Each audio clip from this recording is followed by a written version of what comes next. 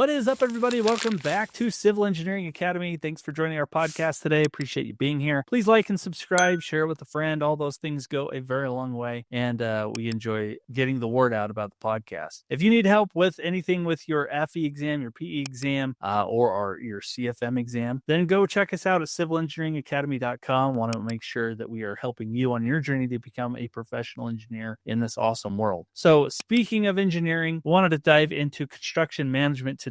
You're really going to love the guest that we have today. His name is Lokesh Palani. He actually is diving into the world of construction management, has worked his way into a project manager, starting as in the world of BIM modeling. And he actually was originally from India, came to the United States and went to Virginia Tech, got his master's degree in civil engineering. And from then on, he's been working in the world of construction management. And what's interesting about engineering is that you kind of go into all these different avenues that you can reach. One of them is construction management. Not necessarily all of them require an FE or PE, and this is definitely one of them. So it's interesting to hear his experience on where he's been, the projects that he's working on, and if you have any desire to get into the world of construction management, then Lokesh is going to be your guy and going to talk about it today. So he's working for Yates Construction and does all kinds of awesome projects with project management. I'm going to go ahead and shut up. We'll get right to our interview with Lokesh, and he can spread all the details about this. But without further ado, let's get to my interview with him, and we'll see you in a minute. Before we actually dive into today's episode, I have some exciting news to share with you to start out this new year the best possible way. We're going to be running this entire month a sale to help make sure you kick all these NCEES exams in the butt once and for all and get them all passed. And that is that throughout this month, we're going to be offering 20% off any of our courses that we offer. So that means FE, PE, CFM review courses that we have out there for you. So whatever exam is standing in the way of you actually getting licensed and leveling up your career as well as your income, we're going to be here to help you knock this thing. So to take advantage of this, go check out links in our description for your particular course, or go check out civilengineeringacademy.com and use the discount code NEWYEARSALE at checkout. The discount will automatically be applied to any access option that you choose, whatever works for you. It is simple as that. So again, just click on the course link that applies to what you're looking for and use that discount code NEWYEARSALE at checkout and get 20% off. So it's exciting news. Let's get back to the episode. Thanks for tuning in. Let's make this a great new year and a boost to your career and your life. So with that, we'll see you in a minute. All right, we're rocking and rolling. Lokesh, thanks for doing this podcast with me. I appreciate you jumping on the Civil Engineering Academy podcast and sharing your journey with us. Absolutely. It's thrilled to be here. Yeah, I'm excited to talk to you. You've come with a background. We briefly chatted about where you've come from and where you're at now, but I've always opened these up by trying to get that story to share with others. But could you briefly describe kind of your background, where you came from, how you ended up in the United States, what degree you have, why you pursued those, and kind of what you're doing today? So I'm originally from India. So I did my bachelor's in India in civil engineering. Then I was looking for options on, how do I improve myself from there? How do I get better opportunities? And then when I decided to do master's in Virginia Tech, so I went for a master's in civil engineering. So after that, I was towards close of my graduation. I was looking for job opportunities. Then I reached out to a lot of firms, and that's how I worked with Hathaway Dinwiddie over at California for close to 6 years. Then after that, I got this opportunity where I'm currently working as a project manager at Yates Construction. So being very, very blessed along the journey. Definitely had worked so far on very interesting projects. Been very blessed. That's awesome. Yeah. Well, let's unpack that a little bit. So you're in India. You got your bachelor's degree. Why Virginia? Why that school or that state?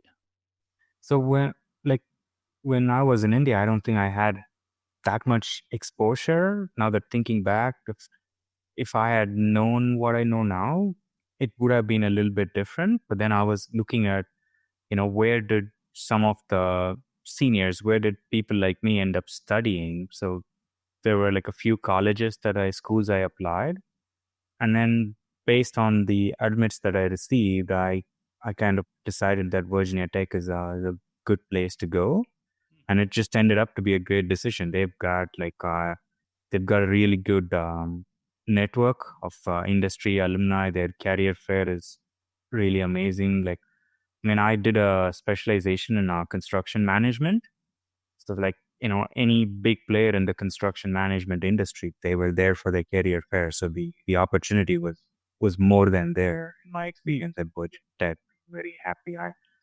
In addition to that, I was actually able to collaborate and work with some of the best professors there. They're very helpful. I did like a few projects and research work with them as well. So that kind of helped.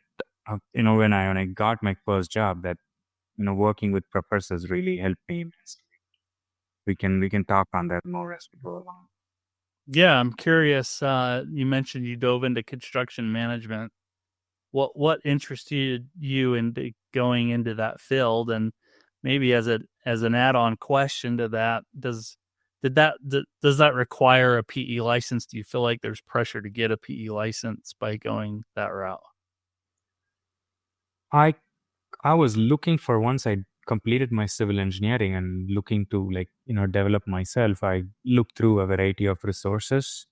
That's how I stumbled construction management. There were a lot of options. Obviously, you could go into a structural engineer, or you could go into a geotechnical engineer, or you could be on the environmental side, becoming an environmental engineer. So this construction management to me felt a lot more practical and logical. Like, to me, like I've been a I've been a professional chess player until that point. When I finished my undergrad, I was still playing chess, and the logic, the planning, the scheduling aspect of it kind of pretty much resonated with construction management.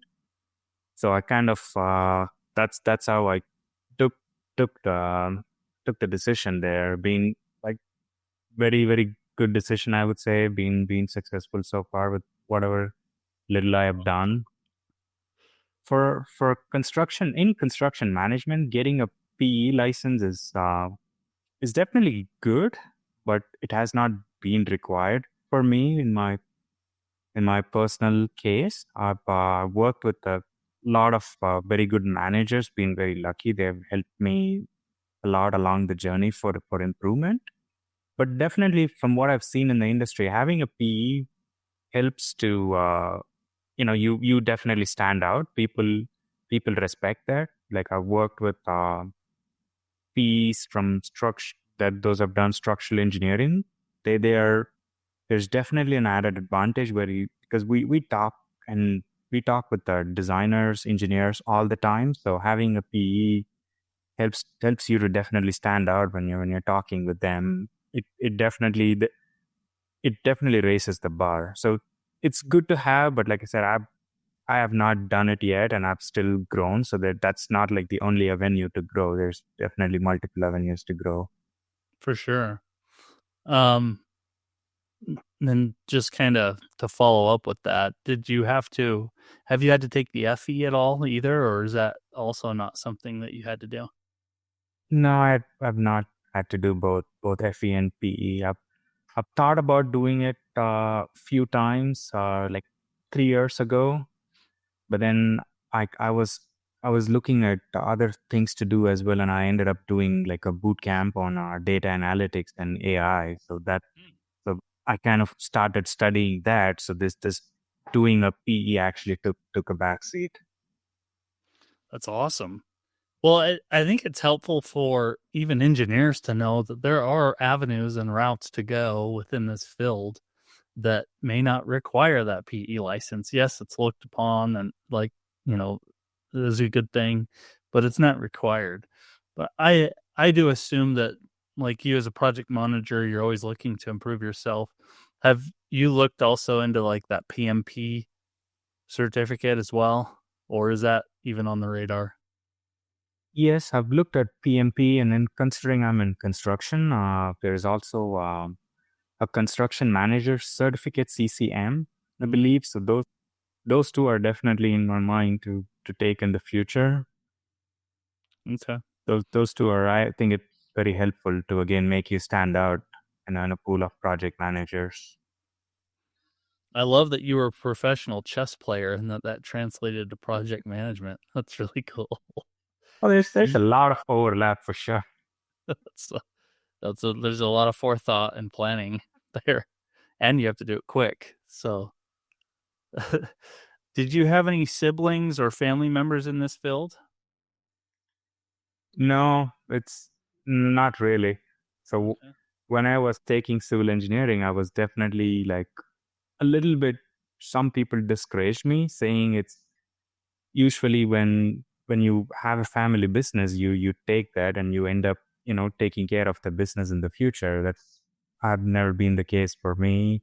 My dad and mom. My mom's a teacher. My dad works for newspaper and very different industries. And Great. like a lot of my cousins are engineers, but they are more on the computer science side of things. So it's just I just landed here. Well, that's interesting. So it sounds like you've also dived into some of the computer side of stuff, even being a project manager. So, what have you learned on the computer side of things, whether it's AI or data management? What all the stuff that sounds like you've maybe dived into. How is that applied to what you're doing as a project manager? I think currently the whole industry is trying to improve process and procedures using data analytics or AI. And I think it's definitely come a long way, but still a long way to go before some of those things gets completely applied in practice. I mean, for me, I started as a BIM engineer. So being BIM, VDC, 3D modeling, I was always with softwares like, Revit and Navisworks doing clash coordination. And then this doing data analytics has kind of opened my eyes to see how they're using data and statistics to actually predict things or see how things are going. It's like some of the courses I took in the boot camp were just it was just definitely eye opening. It's something I never thought about before. Like for me, it was more like, and when you look at YouTube or Netflix, you look at personalized suggestions, and you know that they are comparing similar data and bringing you suggestions, but you don't know what's going behind it. So the course definitely helped me understand how it's done. And then some of the things that I think I use as a project manager, definitely analytics, things like Power BI is kind of embedded into a lot of platforms now. So, we look at analytics all the time, whether, we do any construction documentations or anything related to construction cost or management. We kind of look at analytics definitely coming up. I think, like, personally, I've looked at quite a bit for sure. Yeah, and it's a fascinating time to be involved in all this. And it seems like the changes are coming rapidly. If they're some of those are here, but some are being developed. We're kind of not sure where things are headed. But as we always hear, machine learning and AI is kind of on the forefront of everybody's minds. How do you see that being a tool implemented in project management more and more? I know it's good for data analytics, displaying information. What other areas do you see AI kind of helping out?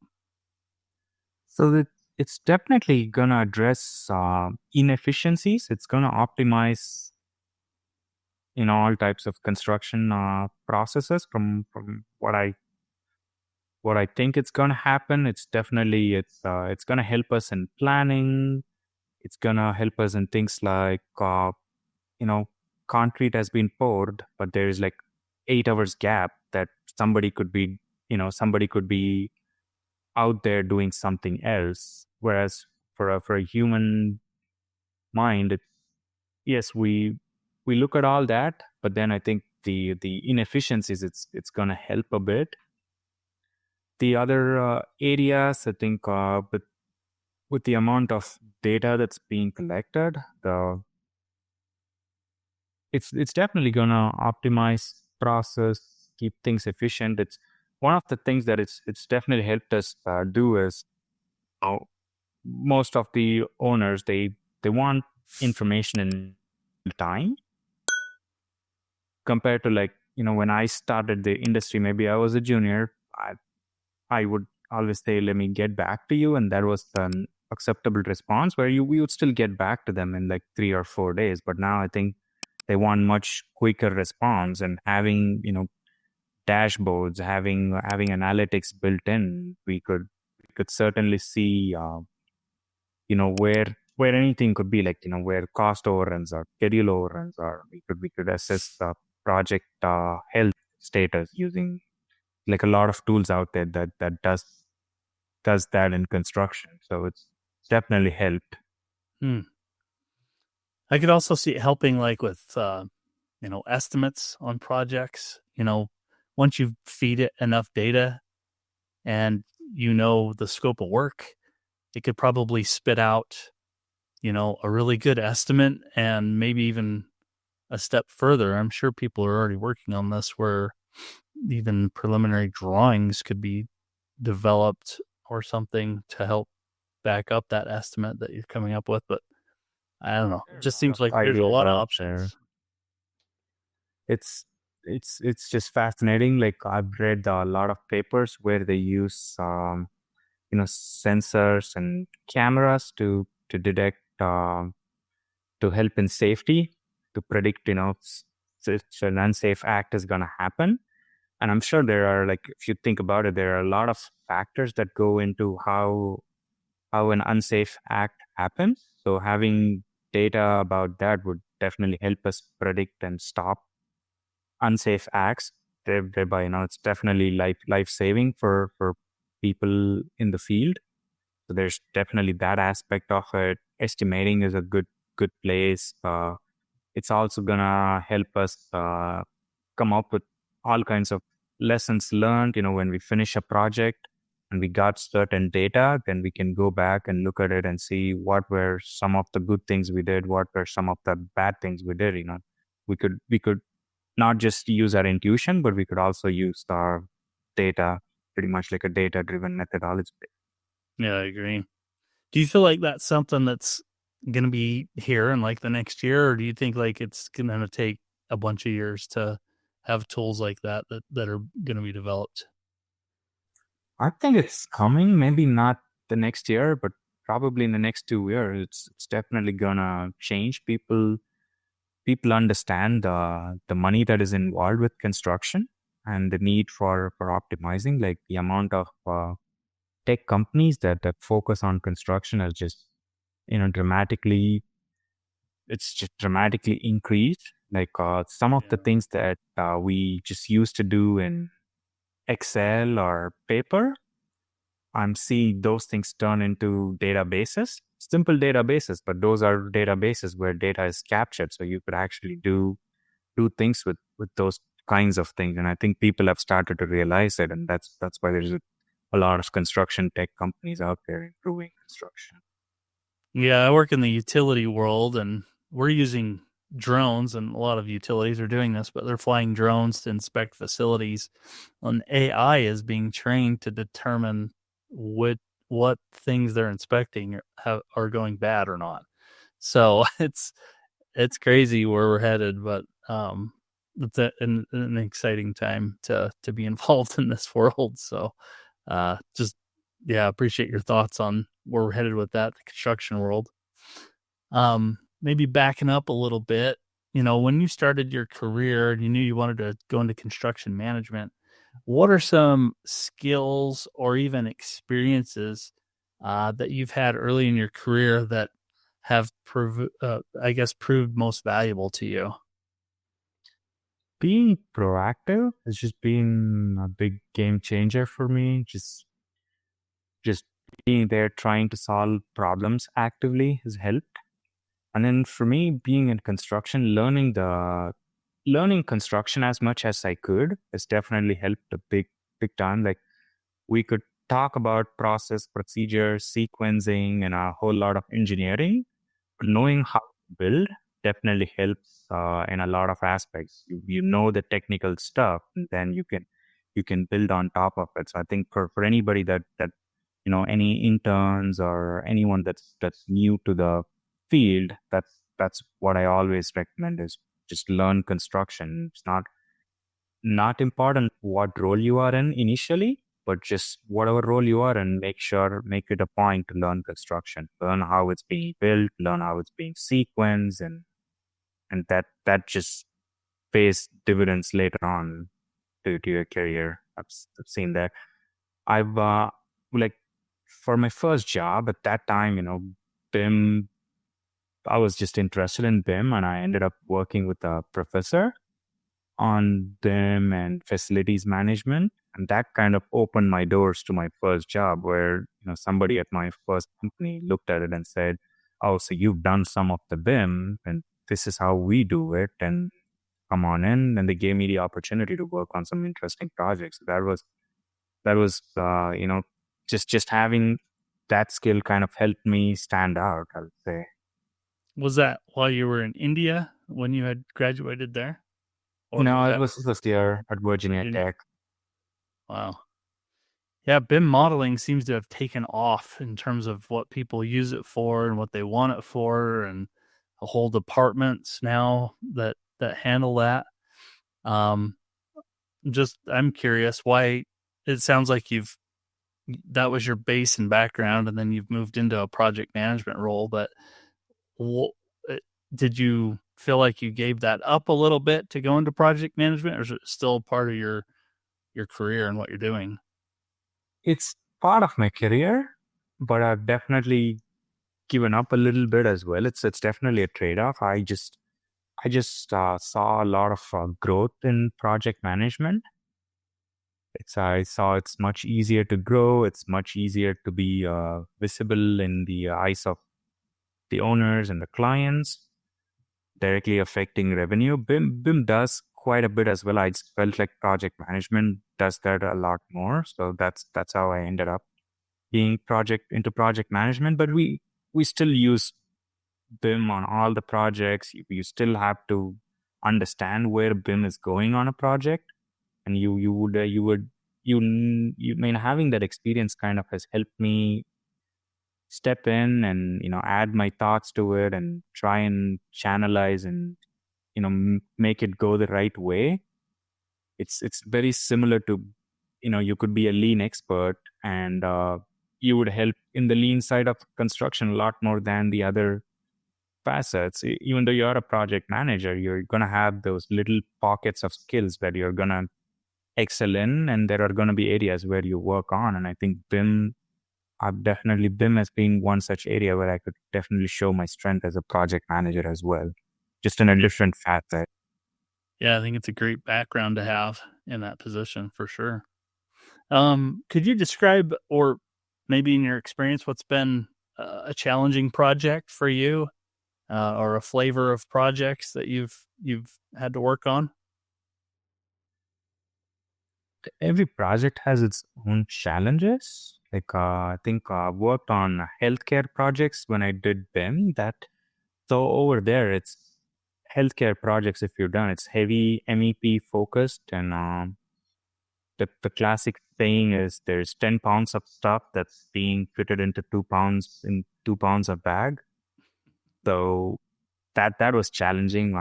We had to make sure like all the MEPs have space to run and they were not clashing against each other. That was interesting. And then I've also had the joy of working in facilities when the whole building is still in operation.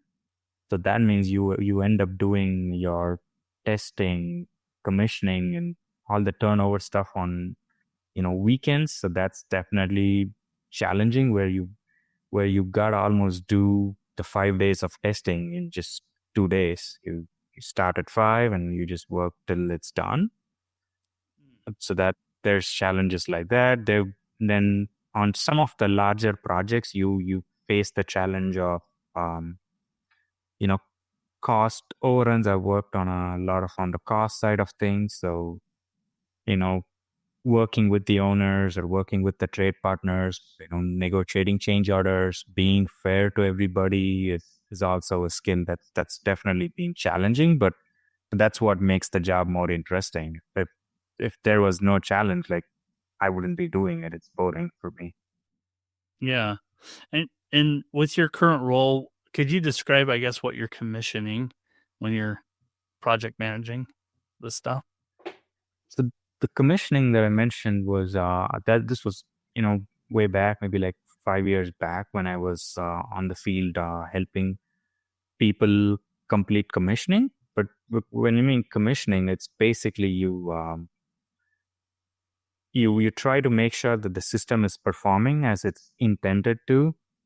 Like if you've got a mechanical equipment and it's supposed to throw out 30,000 CFM, you make sure that that the mechanical equipment is throwing out 30,000 CFM, or plus or minus there is a factor for it, but that's pretty much what commissioning is. And you know there's in most of the projects, commissioning agents come late to the project, so having somebody there that's been through the project helps in helping them understand.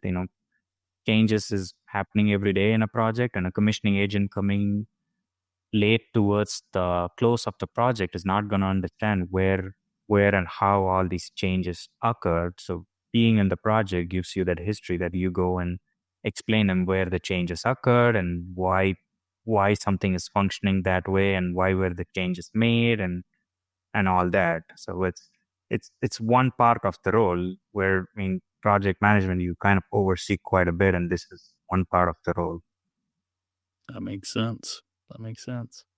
Well, I'm curious in your current role, what's a really good day for you, and what's a really bad day for you? If someone's considering this field, what in your eyes is like, hey, this was a good day, and then also on the flip side, what's a horrible day?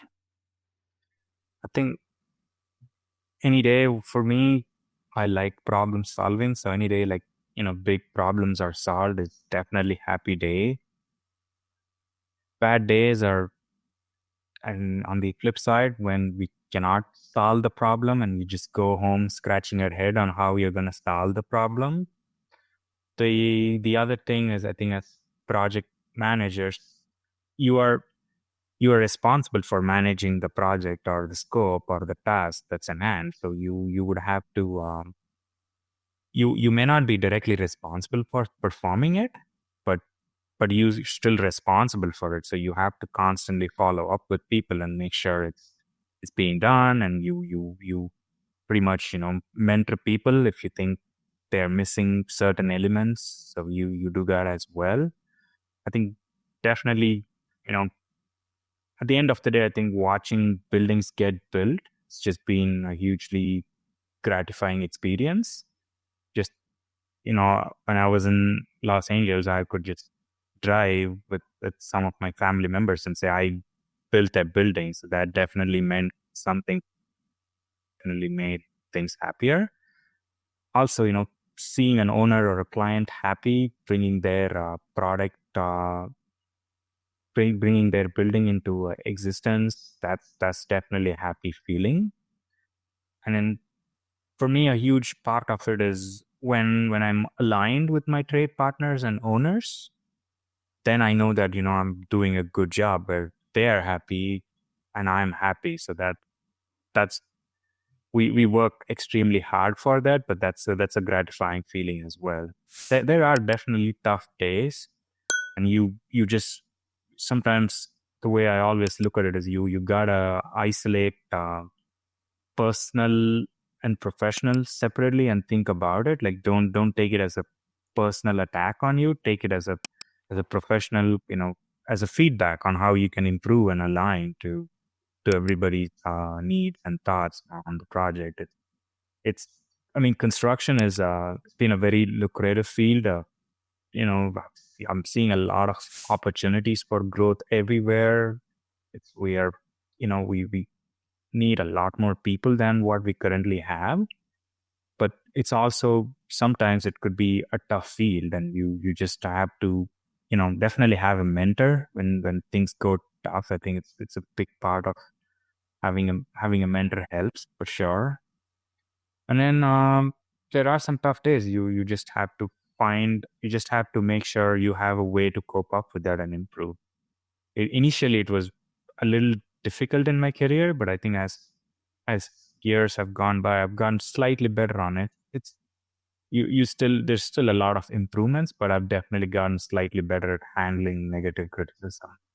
Yeah. Yeah. And I think everybody in whatever career choice you go through is you're going to have some feedback.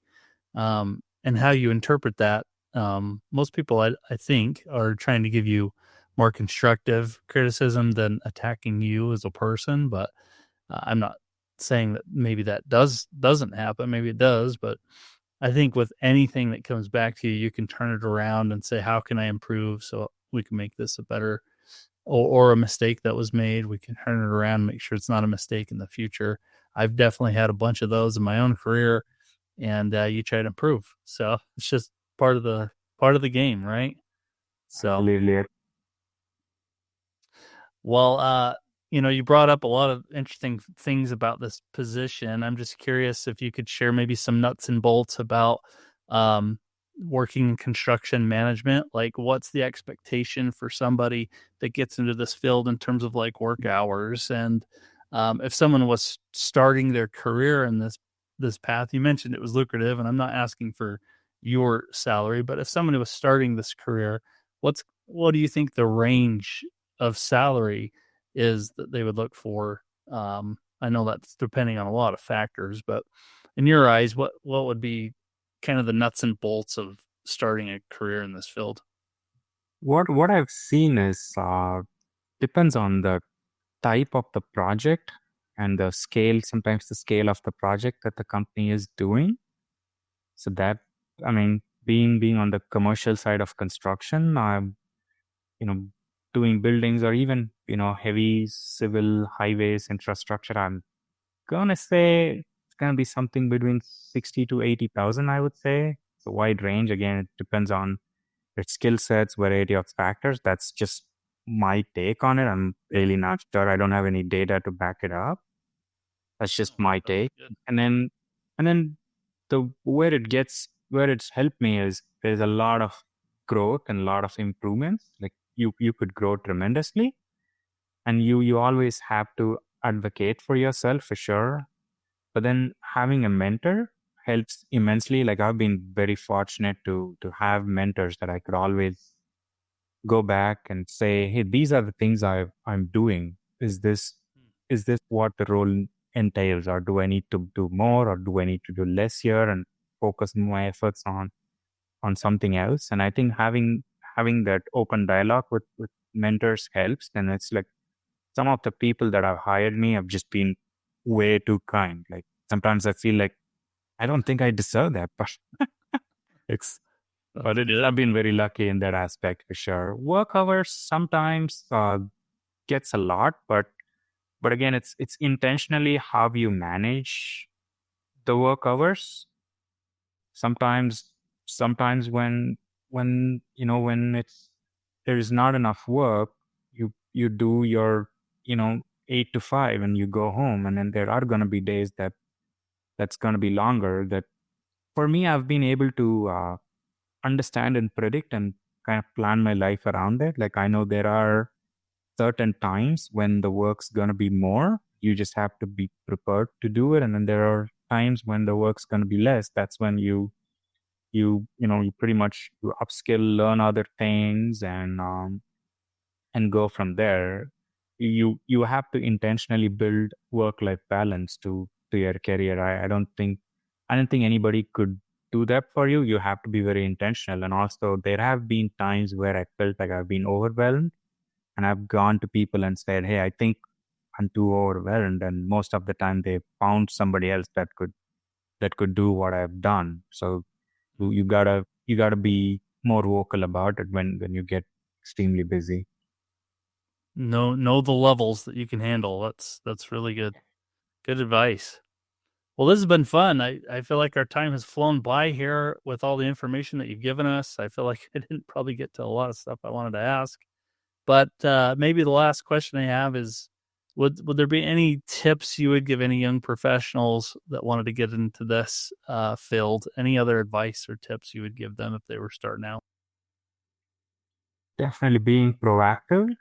Improve your soft skills are very much very much essential. I think technical skills is important, but building soft skills, building relationships goes a huge way. I think in our AEC industry in general, like if you're a designer or engineer or a construction management, I think it helps.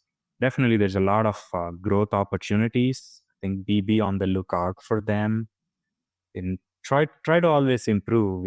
Try to always improve. Find a mentor, and I've always felt the first opportunity is a very difficult one to achieve, but then don't give up on it, because once you get your first opportunity, it's like building blocks from there. You then you can improve on that. That's for somebody coming right out of college. I would say definitely use your resources in your college, do career fairs, be network with industry professionals, and share some of the interesting things you're doing, and it's gonna help you land your first opportunity. And then once you're inside a company, you have to learn and grow inside the company. Perfect. Lokesh, thank you for jumping on and sharing your wisdom with us. I appreciate you doing this podcast with me. Absolutely. Likewise, it's been a pleasure. Thank you for having me. Maybe as we wrap up, if somebody had a question about going this route, or maybe they're even finding themselves outside of the U.S., maybe is looking to try to come into the world here of the United States and work in construction management. But what's the best way they could connect with you and maybe ask some questions? Definitely LinkedIn is a good place. They could probably reach out to my email, Lokesh Palani 24@gmail.com. Those two are probably the best places to reach me, I would say. Okay. We'll go ahead and leave those links in our show notes and everywhere else we post this. But I appreciate you jumping on and doing this with me. All right. Thank you. See ya. See ya.